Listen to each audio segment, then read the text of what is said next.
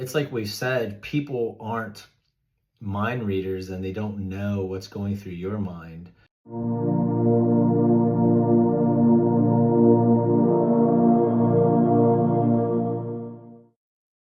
Hello, I'm Greg Patuk, and this is Awakening with the Xin Xin Ming. Now, last week we had a series of lines that I wrote about, but we went over just one of the lines. The last line that I did was, "Indeed, it is due to our choosing to accept or reject that we do not see the true nature of things." And this week we are doing live neither in the entanglements of outer things nor in the inner feelings of emptiness. And first of all, hopefully the sound is okay today, because after what happened last week, if you didn't watch my last video, about halfway through, my Bluetooth microphone stopped working on me.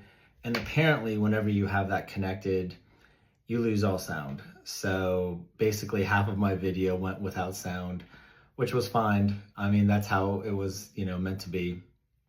I would have preferred, or would have liked, ironically, with this whole series of preferences and, wanting certain things, that the sound to work, but that's okay, it didn't. So I am being a little gun shy today and just going back to using my phone audio instead of my actual microphone.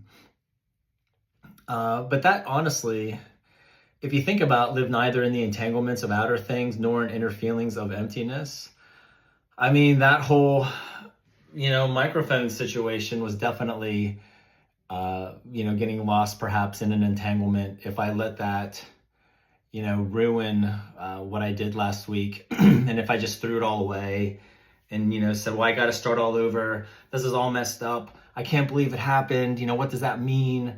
I could go on and on and on with the, would've, should'ves, could'ves, what ifs type of scenarios. But I took it for what it was worth, and it just happened. And when we get caught up in the outer entanglements or in the feelings of emptiness or loneliness, what we have to remember is that none of us are truly alone. We have God within us.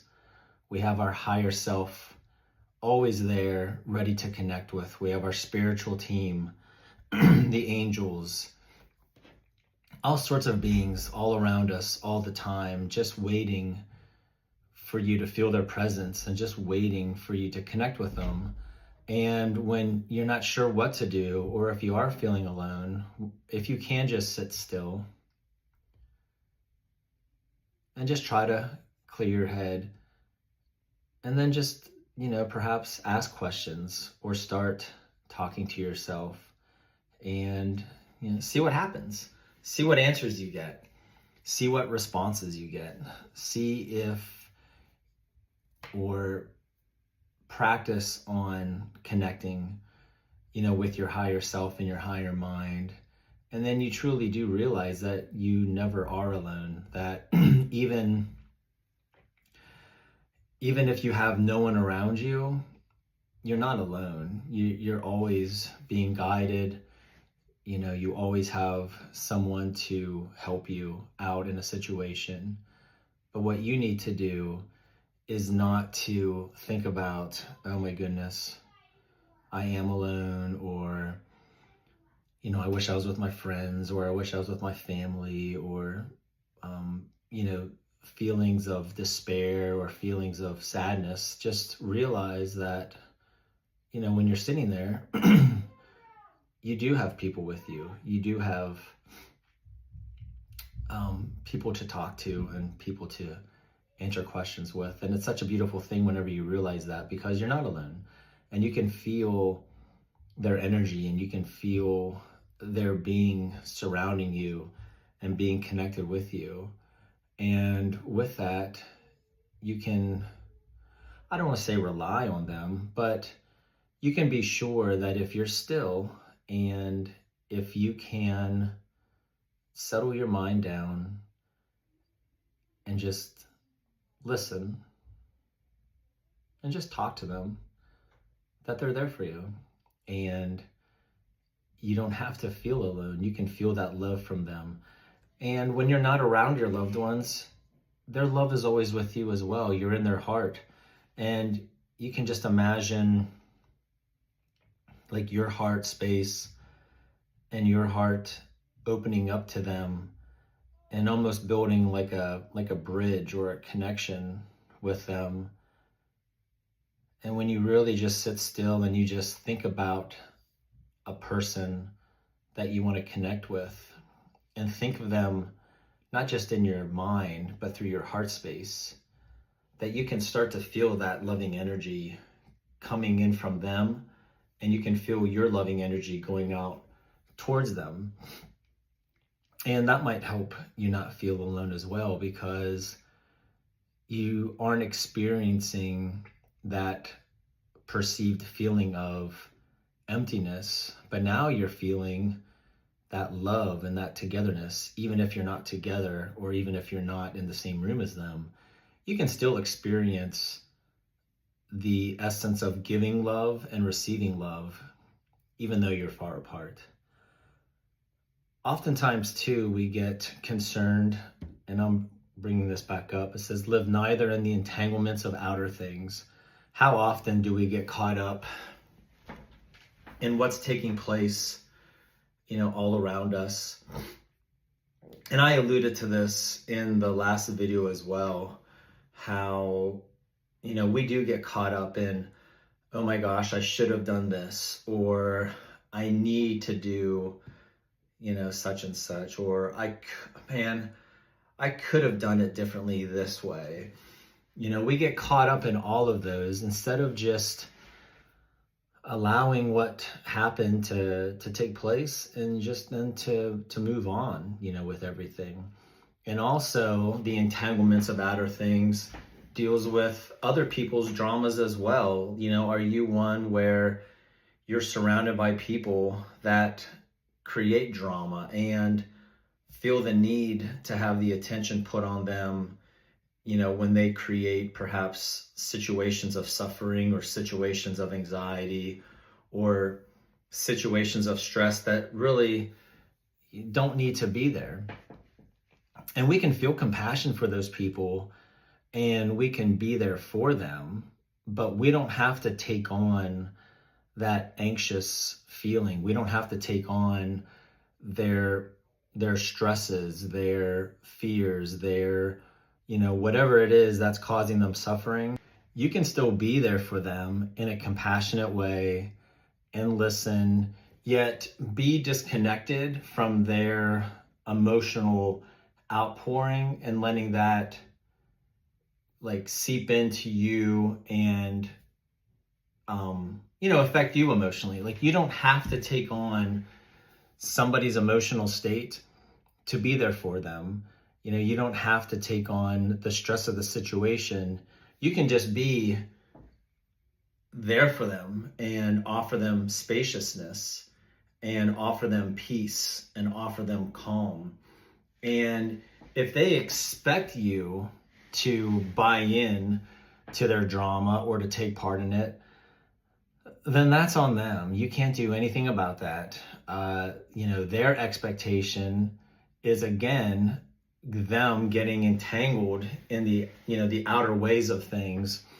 And expectation is a very heavy thing that many people go through and many people are attached to, because many times are we doing something because we're just doing it and there's no thought behind it. There's nothing that we're wanting from it. There's nothing that we expect from it. Or are we doing something that we're trying to elicit a response from? So for instance,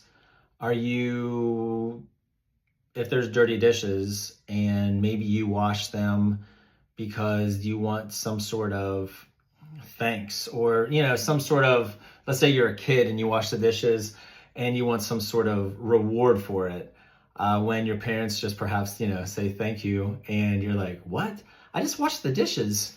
Like, what a jip. I want something more in return. I get that all the time as a teacher in my classroom where, you know, my students are wonderful, but sometimes, you have students who want to do things around your classroom and then they expect perhaps, let's say, candy, or they expect, something in return for it. And you just say, well, thank you. I really appreciate you doing that. And it's interesting to see, how they react. And as adults, we do the exact same thing. I've come across, many adults, and I used to do this as well, where I get caught up in the expectation of the situation, and I get caught up in the, what am I going to get in return for this? Which, I hate to admit, I hate to say that that's something that used to be on my mind, but it was. And I think that's on the minds of many people where, you text somebody, let's say a loving text, and are you doing it just out of the love that you have for that person? Or are you doing it because you perhaps feel lonely and you feel disconnected and you want them to then reach out for you, or, reach out to you? Are you putting something out there to get something back? Or do you give a compliment to somebody and you expect, or you are hoping for, a compliment back? And whenever you do things with the expectation of something, you're just really causing the potential of suffering for yourself and, perhaps towards that other person, because it's like we've said, people aren't mind readers and they don't know what's going through your mind. And if they just trust that you're just giving a compliment, or if they just trust that you're doing something for them, they just might say thanks to you, or they just might show their appreciation, not realizing and not knowing that you are expecting something in return. And then, what if you get put off by it? You're like, well, I did this, and they didn't even do X, Y, and Z. I can't believe that. Like, I'm never doing something, for them again, where it's like, we want to do things from our heart, and to make, the world like a better place, and just a happier place and a more spacious place for everybody to live in, not always worrying, oh, do they have a motive behind why are they helping me out? Or why are they doing this? Do I have to do something now in return? Do I have to be a certain way? Are they going to get mad at me again? And you see, by doing something what seems to be kind, but if you have an expectation behind it, then it actually becomes a very real point of stress for the other person, because now they are always questioning what your motives are. Another thing I was thinking about in regards to the entanglements of outer things is, do you get caught up in perhaps being a certain way, not being a certain way around people, maybe watching what you say, not watching what you say, worried about perhaps what you are wearing or not wearing, doing or not doing, because these could also be the entanglements of other or of outer things as well, because you're so focused on either making somebody happy or not making somebody mad, or trying to be perceived in a certain way or not being perceived in a certain way, or wondering what somebody is doing or what somebody is up to, that also takes you out of the moment that is surrounding you right now, and is the beautiful moment that's occurring in your life. And I've run into it again as well. I fall into all these traps all the time. I know, for instance, we live by a stop sign and we have kids that are playing outside. And sometimes during the summer, I feel like I'm that, grumpy old man looking on my lawn, watching people stop or not stop at the stop sign. And when they do, I definitely get frustrated. Or I mean, when they don't, I definitely get frustrated sometimes. And it takes me out of the moment. I've even gone so far as to know when certain people are sometimes going through our neighborhood, and I'll be watching the clock, waiting, and going out there and seeing if they stop or don't stop. And I've caught myself doing it, and I'm just like, oh my goodness, what am I doing? I just took myself out of, I don't know, maybe talking to my wife or playing with my kids or doing whatever it was that I was doing in a calm, serene manner. And then I self-hype myself and I get myself all riled up and worked up, and I take myself out of the moment because I am entangled in outer things that I can't control at all. But, it's something that frustrates me, and I work on that frustration and just letting it go. And I take myself out of just the being of wherever I am, whatever I'm doing, and I put myself in a new situation that's most certainly out of the moment. At that point, I'm not just being, I'm not in a calm state. I am definitely person standing in my yard looking at the stop sign, guy, which I'm definitely not proud about, but it happens, and we all have our things that we can get trapped in. And just knowing this and even talking about this, makes me come to the point where I do want to work on that. And I don't want to be that person because I just want to be, right? I don't want to be the person who has to say a certain thing, or be the person that has to wear or not wear a certain outfit, or act or not act a certain way. I just want to just be who I am and not get entangled with all of the extraneous drama that's happening all around me, or that people are trying to project onto me or get me into, or the stories that they use to kind of suck you into their world. And I just want to be. If someone tries to do that, like I said before, I'll listen and be compassionate, but that doesn't mean that I have to take on that energy and to take on that emotion. What are some entanglements that you think about and get trapped into? We all have them. We all have those outer entanglements that just always seem to bring us in. Even if we think, oh my goodness, I've made it. I am full of bliss and I am full of happiness. And then that one thing happens and boom, right? You're back into it.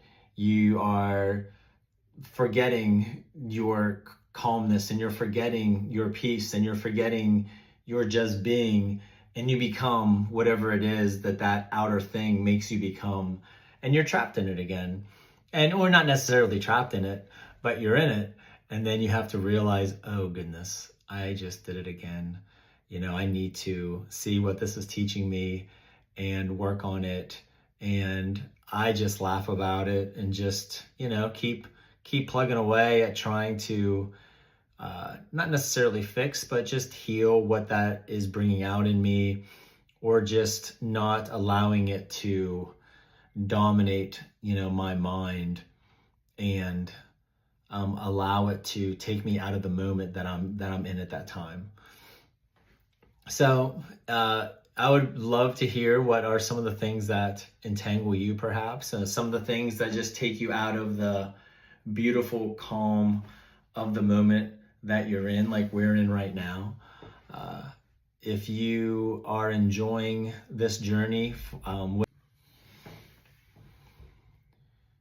if you have enjoyed this journey so far with Awakening with the Xin Xin Ming, please like and subscribe and share the word. I'd love to hear from you out there, and to just hear what everybody has to say about their journeys and what's going on. I hope to see you soon.